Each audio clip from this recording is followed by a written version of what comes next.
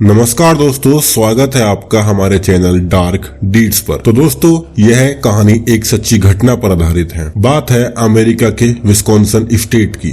यहाँ पर एक छोटा सा शहर है प्लेनफील्ड नाम से, जहाँ पुलिस को एक घर से महिलाओं की चमड़ी से बने कपड़े और खोपड़ी से बना प्याला मिला और इसके अलावा वहाँ शरीर की हड्डियों से बने चमचे व घुटनों की कटोरियां इत्यादि मिली। यह किलर महिलाओं की चमड़ी से कोट, टांगों पर पहने जाने वाले पजामे, हाथों के ग्लव्स और चेहरे का मास्क बनाया करता था।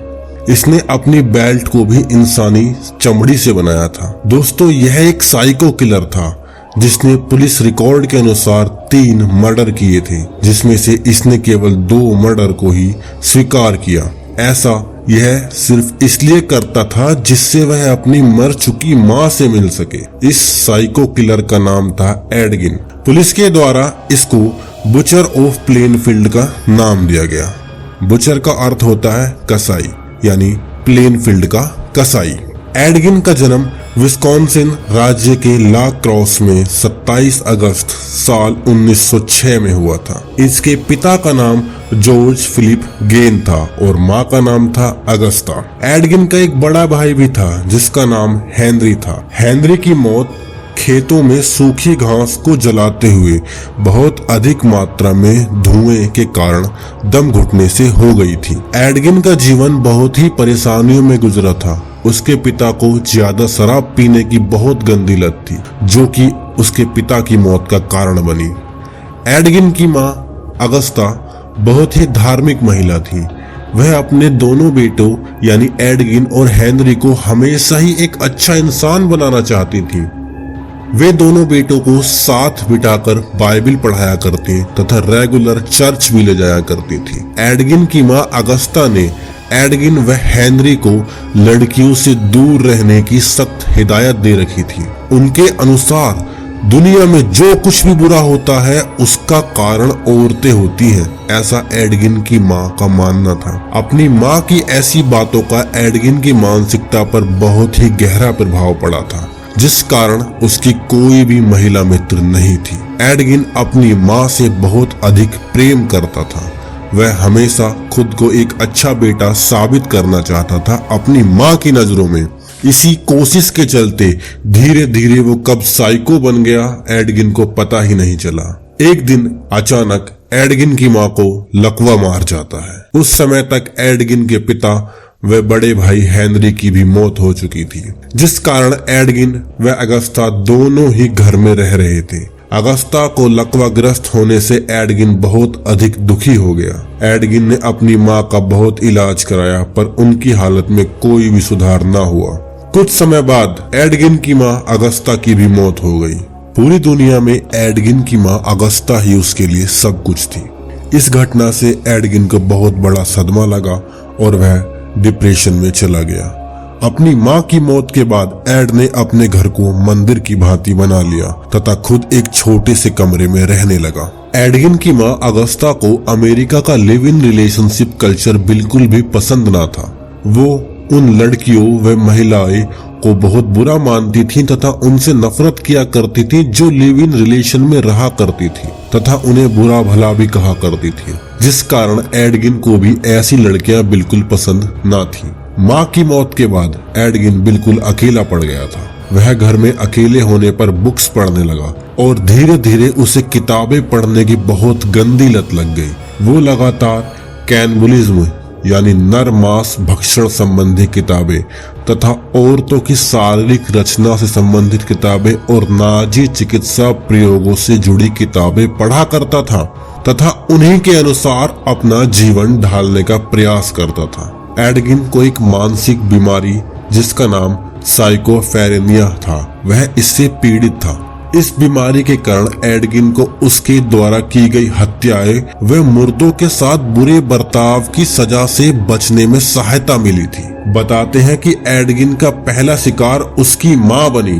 एडगिन ने अपनी मां की कब्र को खोदा व उसकी लाश को बाहर निकाला तथा उनकी सर को धड़ से अलग करके उल्टा लटका दिया और चमड़ी को भी उतार डाला तथा मांस और हड्डियों को अलग अलग रख दिया।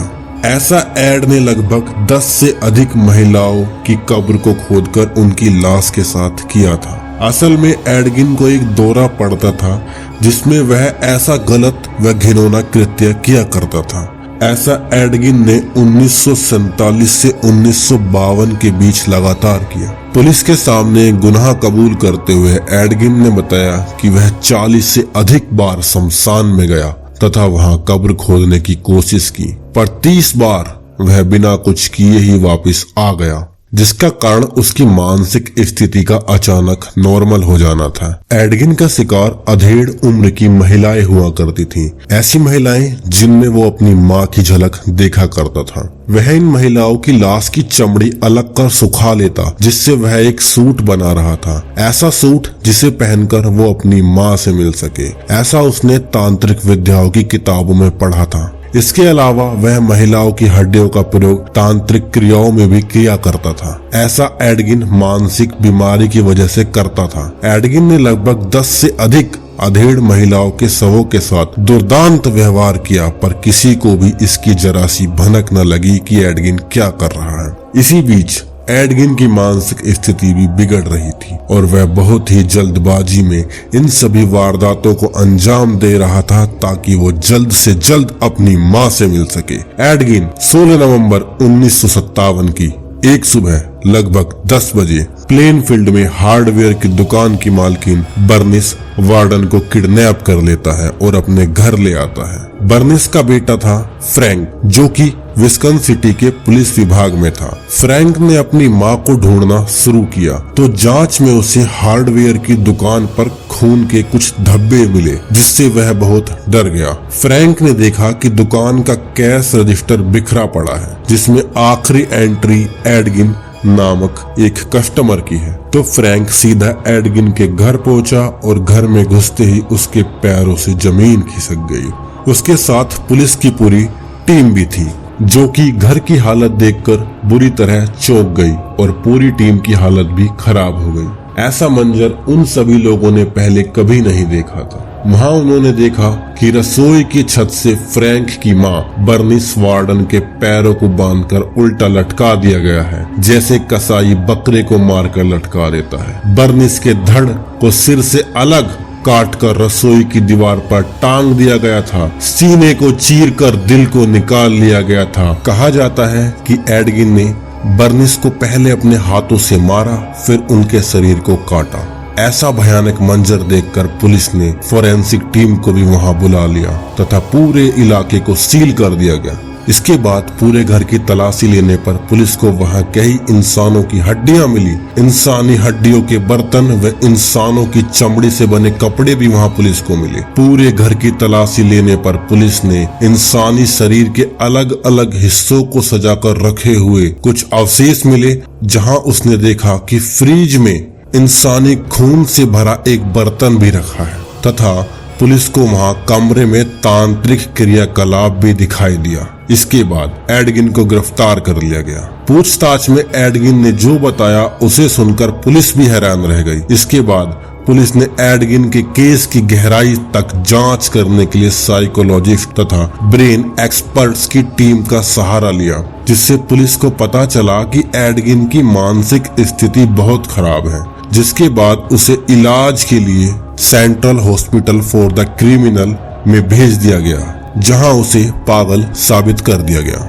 एडगिन के पागल साबित होने पर कोर्ट ने उसे कोई सजा नहीं दी तथा उसके स्वस्थ हो जाने पर केस चलाने को बोला। साल 1968 में डॉक्टर ने उस पर केस चलाने को बोला, पर केस शुरू होने के कुछ ही समय बाद डॉक्टर्स ने फिर उसे पागल घोषित कर दिया, जिसके बाद उसे पागल खाने भेज दिया गया, जहां एडगिन अपनी आखिरी सांस तक रहा। गवर्नमेंट ने उसके घर व अदर प्रॉपर्टी को भी नीलाम कर दिया। इस तरह एडगिन की कहानी यहीं समाप्त हो गई। दोस्तों, आपको यह कहानी कैसी लगी आप हमें कमेंट सेक्शन में जरूर बताएं और ऐसी ही वीडियो के लिए आप हमारे चैनल को जरूर सब्सक्राइब करें। इस वीडियो को लाइक और शेयर करना बिल्कुल ना भूलें। धन्यवाद दोस्तों, जय हिंद।